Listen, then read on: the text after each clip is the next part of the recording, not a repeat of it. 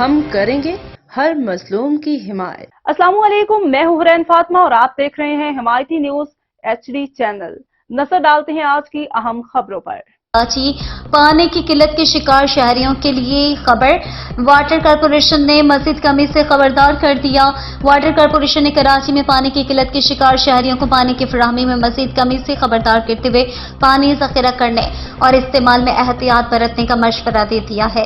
ترجمان water corporation کے مطابق کہ الیکٹرک اور واٹر کارپوریشن کے ترقیاتی کاموں کے باعث 16 سے 19 مئی تک نیو پمپ ہاؤس گھاروں سے شہریوں کو پانی کی فراہمی معطل رہے گی، جس سے شہر میں پانی کی قلت پیدا ہونے کا خدشہ ہے۔ شہری پانی کا ذخیرہ کر لیں اور احتیاط سے استعمال کریں۔ ترجمان کے مطابق نیو پمپ ہاؤس گھاروں میں واٹر کارپوریشن اور کے الیکٹرک کی جانب سے سالانہ ترقیاتی کاموں کے باعث کراچی کو 13 MGD پانی کی کمی کا سامنا ہوگا۔ ترجمان واٹر کارپوریشن کے مطابق نیو پمپ ہاؤس گھاروں میں پینل اور الیکٹریکل کے نئے برقی آلات نصب کیے جائیں گے۔